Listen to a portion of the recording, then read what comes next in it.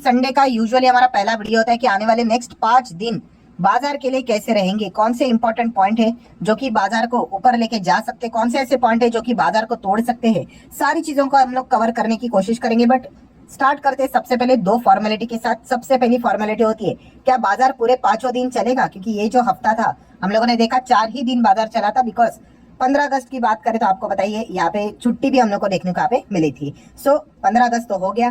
सो अभी जो भी अगस्त यहाँ पे देखने को मिलने वाला है एंड उसके बाद सितंबर भी आएगा, तो कोई छुट्टी नहीं। इसके बाद की जो डायरेक्ट छुट्टी है वो 2 अक्टूबर मंथ में देखने को मिलने वाली है। मतलब सिंपल कंक्लूजन है, 5 में से 5 दिन बाजार इस हफ्ते बिना किसी रुकावट के यहाँ पे चलने वाला है। पॉइंट नेक्स्ट की अगर हम लोग बात करेंगे तो बाजार का माहौल क्या कहलाता है, तो देखिए लॉन्ग टर्म में तो बाजार का माहौल तो अच्छा ही है। बुल के ही पकड़ में ही बाजार है। 6 महीने का डेटा भी अगर आप देखोगे, साल भर का देखोगे, 5 साल का देखोगे, बिल्कुल अच्छा ही चल रहा है।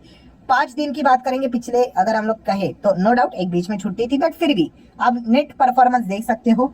150 पॉइंट की तेजी देखने को मिली। 0.5% बाजार हम लोग को ऊपर ही देखने को यहाँ पे मिला है। सो बीच बीच में बेयर वालों ने कोशिश तो जरूर की थी, बट फिर भी बुल वालों ने अपना हरा रंग यहाँ पे छोड़ा है नहीं, जो कि पिछले हफ्ते का भी सेम परफॉर्मेंस हम लोग को कंटिन्यू होते हुए देखने को मिल चुका है।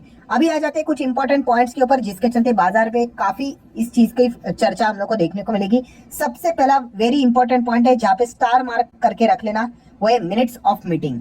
सो मिनट्स ऑफ मीटिंग क्या होती है दोस्तों? तो एफओएमसी की बैठक आपने देखी होंगी, एमपीसी की बैठक देखी होंगी, सेंट्रल बैंक की जो बैठक रहती है, ठीक है, तो उसमें जो भी बातचीत होती है उसको नोट डाउन किया जाता है शॉर्ट फॉर्म में। सो उसी के कागजात सामने यहाँ पे रखे जाते हैं। तो मीटिंग में एग्जैक्टली ब्रीफिंग क्या हुई थी उसका डेटा हमारे सामने आ जाता है, ठीक है। तो मिनट्स ऑफ मीटिंग की अगर हम लोग बात करते हैं तो एफओएमसी की बैठक हम लोग को देखने को मिली थी। यस, उसके मिनट्स हम लोग को इसी हफ्ते रिलीज होते हुए देखने को यहाँ पे मिलने वाले हैं। सो हम लोग मैच करके देखेंगे पॉवेल जी ने जो जो वादे यहाँ पे किए थे, जो जो बातें यहाँ पे बोली थी, क्या वो एग्जैक्टली मैच हो भी रही है या नहीं। सो अगर मिस मैच हो गया तो बाजार में नेगेटिविटी आ जाती है, अगर चीजें ठीक है तो बाजार ओके ओके परफॉर्मेंस देता है, ठीक है। तो ये चीजों के चलते यहाँ पे हम कह सकते हैं एफओएमसी के मिनट्स के ऊपर फोकस रहेगा।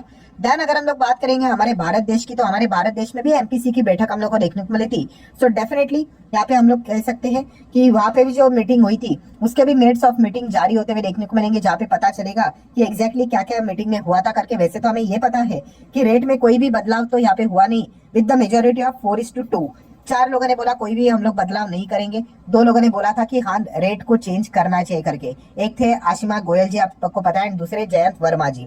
सो इसी से रिलेटेड हम लोग को और डिटेल इन्फॉर्मेशन यहाँ पे मिनट्स ऑफ मीटिंग में जारी होते हुए देखने को मिलेंगे। तो आप चाहो तो इन चीजों को डिटेल में स्टडी कर सकते हो, बाजार भी इन चीजों को डिटेल में स्टडी जरूर करेगा। बट कड़वी सच्चाई ये भी है, आप सभी लोगों को पता है, असली जो खेल रहेगा वो भाई एफओएमसी से रिलेटेड ही रहेगा। वहां के मिनट्स ऑफ मीटिंग में क्या आउटकम निकल कर आता है, कितने मेंबर विथ थे, अगेंस्ट थे, वो सारा डेटा हम लोग को देखने को मिल जाएगा। एंड उसके बाद बाजार का रिएक्शन क्या रहता है वो एक देखने वाला इंटरेस्टिंग पॉइंट रहेगा ही रहेगा। देन अगर हम लोग यहाँ पे बात करें दोस्तों, अगेन फोकस चला जाएगा यहाँ पे जैक्सन होल का, जो हम लोग को पूरा यहाँ पे सिनेरियो देखने को यहाँ पे मिलने वाला है, जहाँ पे फेड के जो चेयर है मिस्टर पॉवेल जी, सो ऑब्वियसली उनके ऊपर ही स्पॉटलाइट यहाँ पे रहने वाला है, क्योंकि उनकी हम लोग को स्पीच वहाँ पे देखने को मिलने वाली है। सो जैक्सन होल की स्पीच में फेड यहाँ पे, फेड के मतलब चेयर पॉवेल जी यहाँ पे क्या बात सामने यहाँ पे रखेंगे वो देखना एक इंटरेस्टिंग फैक्टर यहाँ पे रहेगा। एंड उसके पहले आपको पता ही है, मतलब उसके बाद अगर देखा जाए सितंबर में वैसे भी एफओएमसी की बैठक हम लोग को देखने को मिलने वाली है। तो इसी से रिलेटेड कुछ क्रक्स निकलता है या नहीं, पॉवेल जी की बॉडी लैंग्वेज क्या रहेगी, क्या रेट कट से रिलेटेड कोई वो हिंट देंगे, इन्फ्लेशन से रिलेटेड कोई बातें वो सामने रखेंगे। वैसे तो इन्फ्लेशन 2.9 में अभी आ ही चुका है, तो ये अच्छी बात है। जॉबलेस क्लेम का डेटा भी अगर हम लोग देखें तो वापस नॉर्मलाइज हुआ है, मतलब कोई रिसेशन की बात नहीं है। मतलब काफी अच्छे पैरामीटर्स देखने के बाद अभी पॉवेल जी की कैसे रहेगी बॉडी लैंग्वेज, कैसे रहेगी कमेंट्री, ये देखना इस वक्त का सबसे एक इंपॉर्टेंट इवेंट यहाँ पे इस हफ्ते का रहने वाला है। तो इसको भी आप नोट करके आगे यहाँ पे बढ़ सकते हो। देन दोस्तों अगर हम लोग यहाँ पे बात करेंगे तो नो डाउट आप सब लोगों को बताइए, ये वाला जो हम लोगों का एक इंटरनल नया खबर यहाँ पे मिल ही चुका है। हिंडनबर्ग की बात करें तो उनकी नई रिपोर्ट आई थी, जहाँ पे उन्होंने सेबी चीफ को टारगेट किया था, जहाँ पे उन्होंने उनके जो हस्बैंड है उनको भी यहाँ पे इन्वॉल्व किया था। एंड वही पुराना अदानी वाला मैटर था, उसी से रिलेटेड सारी चीजें उन्होंने सामने यहाँ पे रखी हुई थी। उसके बाद से अगर हम लोग यहाँ पे देखें तो काफी सारी चीजें हम लोग को बाजार में होते हुए देखने को मिले, काफी सारे आरोप प्रत्यारोप यहाँ पे लगते हुए देखने को मिल चुके हैं। अभी आगे क्या होगा वो एक देखने वाली बात यहाँ पे जरूर रहेगी, ठीक है। उसी से रिलेटेड अलग अलग चीजें हम लोग को देखने को मिले। अभी ये भी चर्चा चल रही है क्या इस मामले को लेकर कोई सुप्रीम कोर्ट में जाने वाला है या नहीं, वो भी एक चीज हम लोग को देखने को यहाँ पे मिलने वाले हैं। वैसे भी पुरानी केस अभी भी पेंडिंग है, तो उसका भी क्या होगा वो भी एक देखने वाली बात यहाँ पे जरूर रहेगी। प्लस अगर इसी मामले की अगर हम लोग बात करें तो 22 अगस्त को आपको पता ही अपोजिशन पार्टी इंडिया अलायंस में जो कांग्रेस है उन्होंने भी कहा है कि नेशन वाइड वो यहाँ पे स्ट्राइक करते हुए देखने को मिलेंगे। उनका मकसद यही है कि जो सेबी के जो चीफ है उन्होंने यहाँ पे एग्जिट कर लेना चाहिए। एग्जिट मतलब रेजिग्नेशन दे देना चाहिए एंड उसी के साथ साथ जेपीसी की इन्वेस्टिगेशन यहाँ पे होना चाहिए। इसी से रिलेटेड वो अपना यहाँ पे प्रदर्शन पूरे भारत में यहाँ पे करने वाले 22 अगस्त की बात करें तो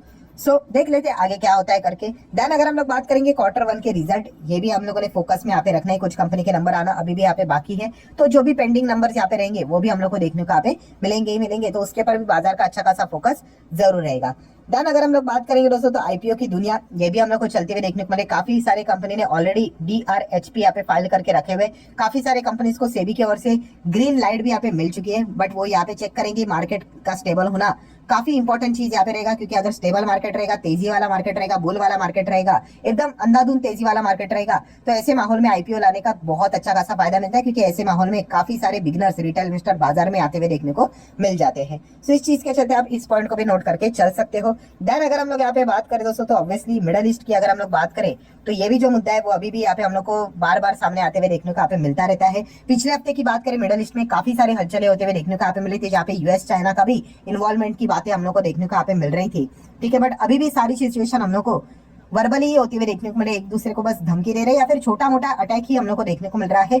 फुल फ्लेजेड वॉर स्टार्ट हो जाए ऐसा कोई अभी तक अटैक हम लोग को होते हुए देखने को यहाँ पे नहीं मिला है। मतलब जो रशिया यूक्रेन में जो चीजें हम लोग को देखने को मिली थी उस प्रकार की स्थिति अभी तक तो मिडल ईस्ट में तो सामने आते हुए देखने को यहाँ पे नहीं मिली, और हम लोग यही प्रे करेंगे कि इस प्रकार की स्थिति वहाँ पे ना बने करके, क्योंकि अगर वहाँ पे स्थिति अगर बनी तो वैसे भी देखा गया तो वॉर जैसी चीजें अच्छी होती नहीं है। बट उसी के साथ साथ इकोनॉमी के हिसाब से भी अगर हम लोग बात करें तो दुनिया भर के इकोनॉमी के लिए उसका नेगेटिव इंपैक्ट देखने को यहाँ पे मिल सकता है, बिकॉज मिडल ईस्ट आपको पता ही है क्रूड ऑयल से रिलेटेड कितना ज्यादा बिजनेस करता है।